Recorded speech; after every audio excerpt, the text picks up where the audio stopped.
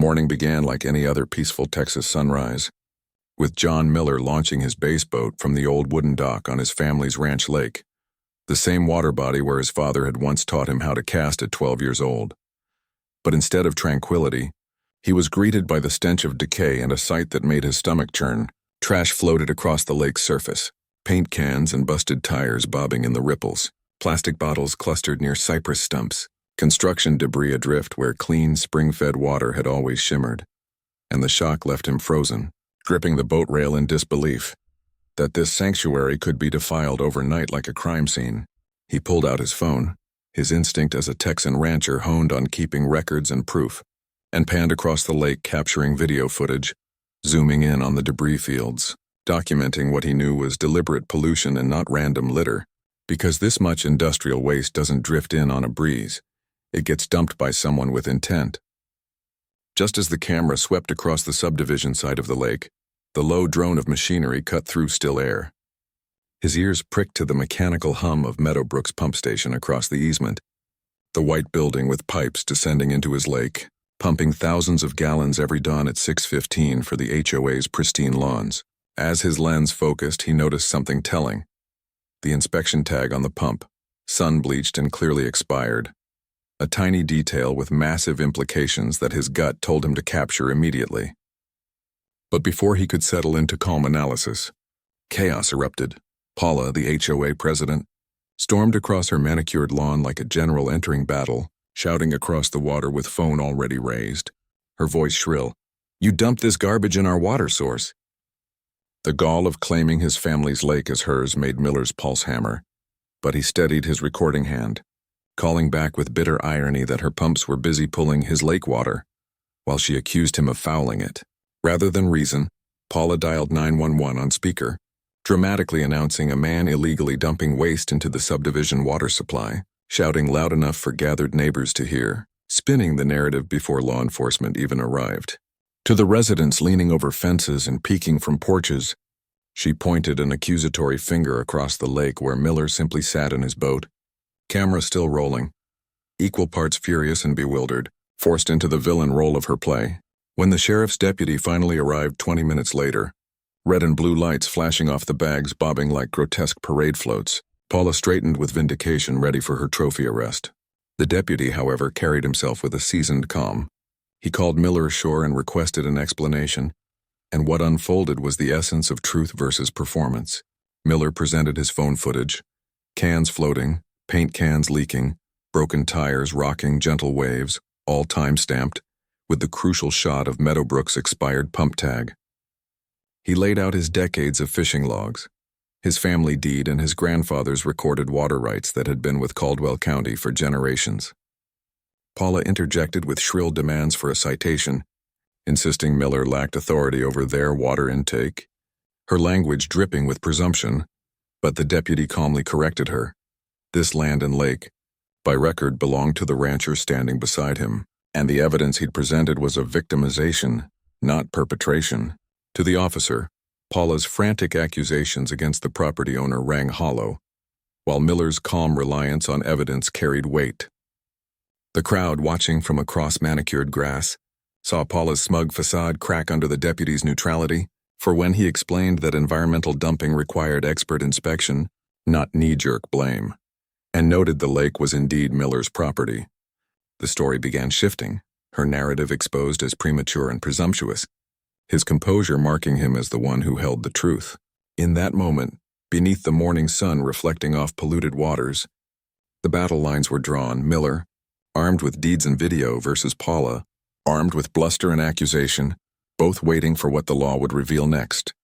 The next chapter of the ordeal unfolded less like a simple neighborhood dispute and more like a coordinated intimidation campaign, beginning the very next morning when John Miller stepped onto his dock, only to discover that someone had hammered bright yellow, "No dumping," restricted shoreline access signs onto his family's easement as if plastic warnings could erase a century of property rights. Each crookedly mounted plaque screamed manufactured authority, the kind of faux official intimidation Clover had tried in older transcripts, except now carried out by Paula with equal arrogance and disregard for reality, with his neighbor beside him documenting everything like the seasoned insurance adjuster he once was. Angles, GPS coordinates, timestamp photos. The placement of those signs transformed from nuisance to clear evidence of harassment and trespass. Because these warnings had been nailed onto land long protected by Caldwell County records, Miller kept his voice level as he noted aloud that no HOA had authority over his shoreline, but inwardly his patience smoldered. It didn't take long before things escalated, because while he documented the fake signs, his wife handed him certified mail, an official-looking HOA violation notice, failure to maintain shoreline cleanliness standards, and contributing to community water pollution.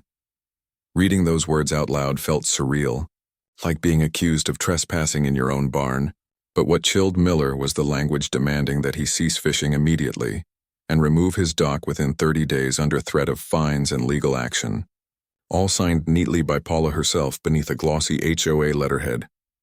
He immediately called his property attorney, who clarified firmly that the document was legally meaningless, trespassing and harassment masquerading as compliance, the HOA with no jurisdiction whatsoever over his ranch lake or shoreline, but warned that these tactics weren't about law. They were about intimidation and breaking resistance through paperwork and fear. Instead of reacting emotionally, Miller followed advice, work through proper channels, request formal inspections of Meadowbrook's pump station under Texas Water Code, and let officials, not Paula's fabricated citations, determine legitimacy. That cautionary patience paid dividends within 48 hours, when evidence of real environmental danger spilled quite literally across manicured lawns. At 6:15 a.m., right on schedule, the HOA pumps kicked on, sucking visibly polluted water from Miller's ranch lake and spraying it across Meadowbrook front yards. Only this time the irrigation system didn't mask reality. It delivered plastic wrappers, bottle caps, paint-flecked puddles, and oily film straight to driveways where children usually scootered and parents sipped coffee. Panic spread as parents stared at sprinklers spewing garbage alongside foul-smelling runoff, their perfect paradise suddenly a health hazard zone. Neighbors gathered at the pump station to demand answers, holding plastic debris in their hands showing children's shoes stained with chemical sheen. Rebecca wasn't there yet, but Miller's earlier recordings had already circulated on social media, and residents were catching on. If trash-laced water was shooting across their lawns, then Paula's narrative of a lone fisherman dumping trash made no sense. Under growing distrust, Miller was invited by a concerned mother to address the community directly at the pump station. And when he arrived, 20 anxious residents stood waiting, toddlers held close, teenagers streaming live video to online channels. Paula wasted no time, pointing dramatically at Miller. "This is the man I told you about, the one polluting our water." But before she could keep ranting, Miller raised his hand for calm and spoke with the straightforward composure of a rancher defending what he loves. "This pump you all stand beside pulls water from my family's lake, same as it's done for years. The trash you're finding in your yards, it's the same pollution floating on my shoreline. I'm not dumping anything. I'm dealing with it like you are." His words struck true because the mechanical hum of the pump was running as he spoke, audible proof aligning perfectly with his description. He then held up his deed and easement papers bearing the unmistakable Caldwell County seal, letting the crowd see official property records with their own eyes. The effect was immediate. The community, once content to trust Paula's proclamations, leaned in as truth hit them harder than any speech. No HOA bylaw, no binders of citations, no smug authority could undermine a stamped deed. A mother's voice quivered as she asked Paula why they were never told their irrigation relied on someone else's private lake. And live-streaming phones captured everything, making denial impossible. Paula scrambled, calling deputies again, even ranting about restraining orders, but the crowd was no longer buying her threats. They could see their kids playing in tainted water, their lawns littered with bottles, and the accusations diverted toward Miller collapsed under the obvious physical evidence surrounding them. When Miller's neighbor reminded them that unauthorized signs had been posted on private property, and Miller himself reminded them of daily pump schedules and expired inspection tags, the wind shifted completely. Instead of seeing Miller as a polluter, they saw him as a whistleblower standing up against deception. Paula's carefully built facade was beginning to crack, visibly cornered, while a community that once obeyed was mobilizing into frustration and outrage. This confrontation ended not with applause or victory, But with a scheduled emergency board meeting within 48 hours, a crowd demanding proper water testing, a division carved between leader and followers, and the sense that Paula's performance could no longer script reality. Just as the community's patience with Paula started to wear thin, the most explosive breakthrough came not from inspectors or angry parents, but from a quiet whistleblower who knew far more than anyone expected.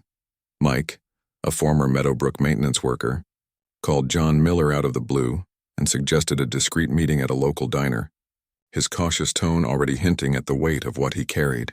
Over coffee, Mike finally admitted what few had dared to imagine. Paula had personally instructed him months earlier to spread trash along the lake's shoreline, specifically in the coves and fishing areas Miller favored, under the absurd guise of shoreline management, claiming county authorization that didn't exist. When Mike refused to continue doing it, she let him go, dismissing him for asking too many questions about environmental safety. But what made his testimony earth-shattering was the digital proof he had kept. Surveillance footage he'd set up for pump station insurance purposes inadvertently captured Paula herself, in the middle of the night, dragging black bags and heavy barrels to the water's edge, rolling containers that leaked dark liquid, and heaving them under flashlight glow into the same lake she was loudly accusing Miller of polluting. Time-stamped at 3:15 a.m., the footage showed her alone in work gloves and sweatshirt, methodically positioning debris toward Miller's favorite launch spots, ensuring he'd find it during his morning fishing routines. For years, people in Meadowbrook had laughed off rumors of HOA leaders overreaching, but this wasn't hearsay. This was Paula on video committing environmental sabotage.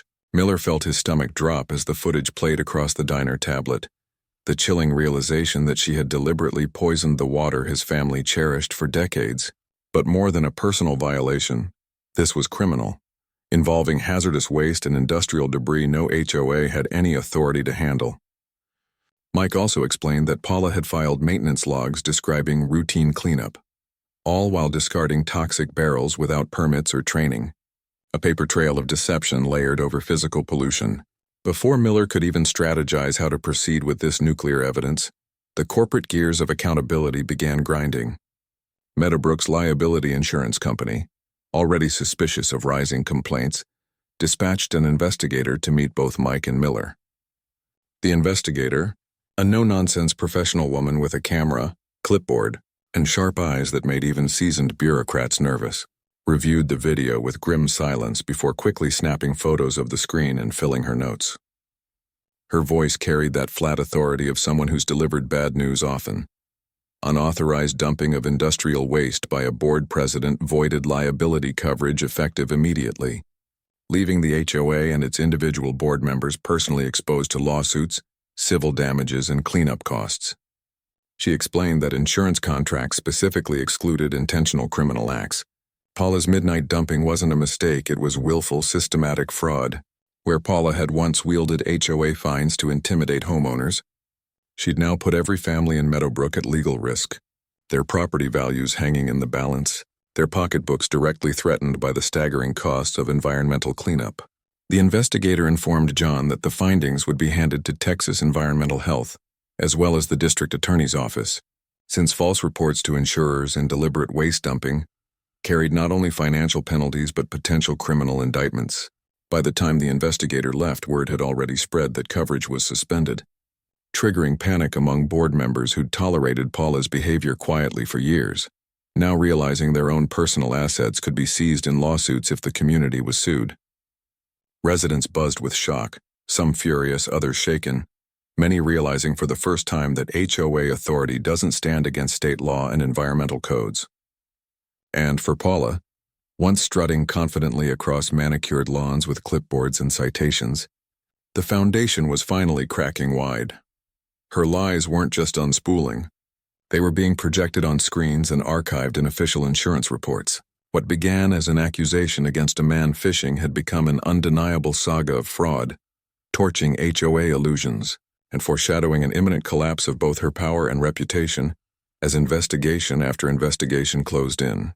By the time the insurance coverage suspension rattled through Meadowbrook, the drama had spilled fully into public view, and what Paula had struggled desperately to contain was about to explode under the bright lights of the local news. Because within days a reporter named Rebecca arrived with her camera crew to investigate whispers of environmental fraud, and the timing could not have been worse for the embattled HOA president. Miller met her at the lakeshore where trash still floated among cypress stumps. Oily sheen shimmered where clean water had once been, and the hum of the subdivision's pumps droned like the soundtrack to hypocrisy. His phone ready with documented videos while Rebecca's camera operators captured every damning detail. Parents from Meadowbrook gathered with children in tow, frustrated and frightened, watching as the reporter filmed sprinklers sputtering polluted runoff across driveways, litter and bottle caps caught on manicured lawns, ordinary yards transformed into visual proof of contaminated irrigation. Then came the fatal blow. While Rebecca adjusted her cameras, her phone buzzed with a public records pull she'd requested weeks earlier, revealing Paula had filed an application for a $50,000 environmental restoration grant under state authority, paperwork that explicitly required proof of pollution, elimination of fishing activity, and justification for shoreline rehabilitation. The true motive for Paula's sabotage was suddenly laid bare. She hadn't simply lied out of spite against Miller. She had deliberately engineered an environmental crisis to cash in on tax-funded development money for private amenities in her community. When confronted on camera, Paula tried deflecting with that same imperious tone she once hurled at residents, claiming the application was a preliminary inquiry, but Rebecca shoved the signed grant forms in front of her live camera, showing budget projections and timelines in Paula's handwriting that documented intentional steps to eliminate Miller's long-standing fishing rights. And just as Paula sputtered excuses, the irrigation system betrayed her. Its pumps roared to life hours ahead of schedule, spraying trash-flecked water into the lawns directly in view of the news crew, catching plastic wrappers and paint chips glistening in the Texas sun, creating an unfiltered demonstration of the very scandal she had tried to bury. Neighborhood children stood ankle-deep in foul puddles as mothers snatched them back from sidewalks, and Rebecca's cameraman zoomed in on bottle caps and debris landing in driveways as parents' faces contorted with rage and fear. Social media lit up instantly as live streams broadcast these images to thousands, locking Paula's reputation in a downward spiral she couldn't outtalk. That night, the state health department issued an emergency cease and desist order, suspending Meadowbrook's pump operations entirely, hammering a red placard onto the pump house door that declared, "Illegal dumping investigation, system closed." By Saturday morning, the HOA's emergency board meeting was jammed with panicked residents, mothers clutching water bottles up to the fluorescent light, fathers demanding restitution, and an investigator from the insurance company seated stoically with a folder thick with evidence when she presented security footage of Paula dragging, leaking barrels at 3 a.m. and then juxtaposed the grant application that rewarded restoration efforts with $50,000 in funding. The room gasped collectively. Neighbors once cowed by Paula's authority now stared in disgust at the woman they'd trusted to protect them.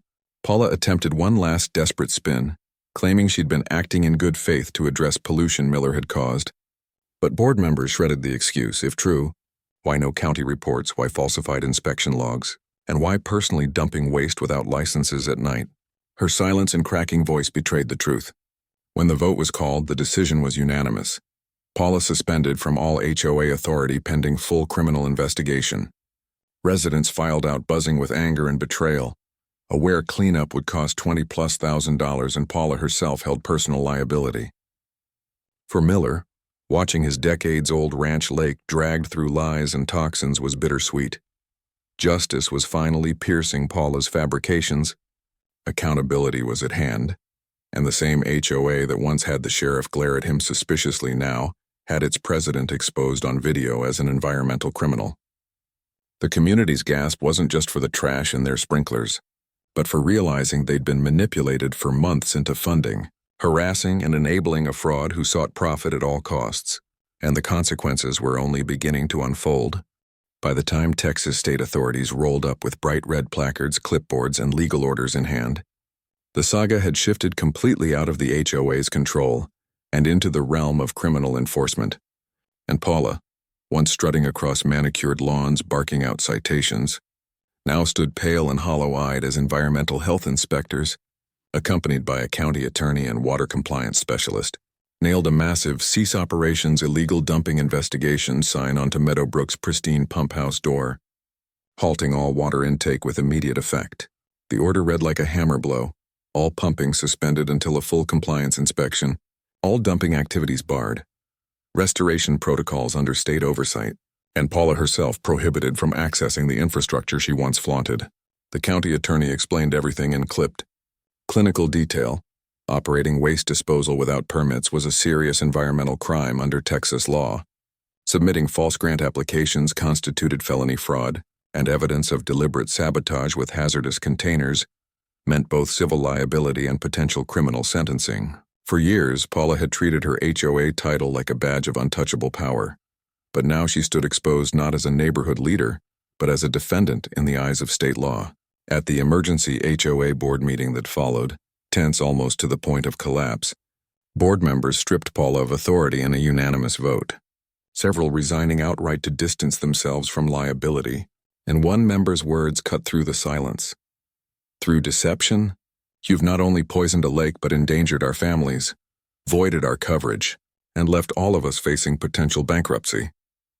Residents erupted, some shouting about their children's health, others furious about property values dropping, and one man clutched a sandwich bag full of plastic wrappers scooped from his irrigation puddle, holding it aloft like evidence in a courtroom.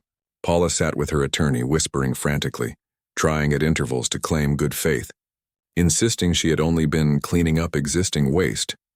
But the damning video sequences of her at 3:15 a.m., hauling leaking barrels with no training or licensing, voiced louder than anything she could say. When the board announced restitution estimates over $22,000 in cleanup costs, fines, and legal fees to be levied personally against her, there was no sympathy left in the room. In the days that followed, professional contractors secured by the county dragged barrels, tires, and cans from Miller's Ranch Lake under official supervision, monitoring teams testing water pH, clarity, and contamination signs while parents watched, muttering bitterly about how their families had unknowingly been drawn into a fraud scheme. Paula was sentenced to 6 months probation for environmental violations, ordered to pay full restitution for cleanup, fined an additional $4,000 for unlicensed toxic waste disposal, required to perform community service in environmental education, and permanently barred from filing grant applications in Texas after pleading guilty to fraud in exchange for avoiding jail time. The irony was brutal. She had once wielded fines against neighbors as intimidation, and now it was her pen scribbling checks, her signature on restitution orders, her life savings drained to fix the very chaos she created. Meanwhile, Miller, though angry at the months of lies, took no personal vengeance, choosing instead to watch with quiet satisfaction as legal institutions did the work his calm documentation had set in motion. The HOA, forced by insurance carriers and regulators, rewrote its bylaws under county oversight, obligating certified contractors for all future maintenance, publishing transparent reports, and formally recognizing Miller's water rights and private easement access. Residents, chastened and wiser, finally understood that HOA boards cannot fabricate authority beyond deeds and legal boundaries, and many expressed apologies to Miller, thanking him for refusing to be cowed when so many had believed Paula's narrative. For Miller, vindication came not only in headlines or official orders but in the subtle, restorative act of sitting once more in his boat on a now-cleaning lake, morning mist rising as largemouth bass broke the surface around cypress stumps, his fishing rod steady in hand, the faint echo of children's laughter from the subdivision, drifting across water no longer tainted with garbage. The story, which began with humiliation as sheriff's lights flashed against floating trash and painted him as a villain, closed with him quietly victorious, his family's lake protected, his rights affirmed, and Paula herself drowned in the weight of her own lies. He reflected on the irony as he cast his lure. A rancher didn't need louder threats or fake power to win, only patience, evidence, and the law on his side. In the end, justice isn't always fast, but when it comes, it's thorough. Paula had filled the lake with trash, and the system had filled her world with consequences. Now the water was recovering. Neighbors were free, and Miller's quiet fishing spot once again symbolized something far larger than just a lake. It represented how truth floats, just like garbage, and always rises back to the surface.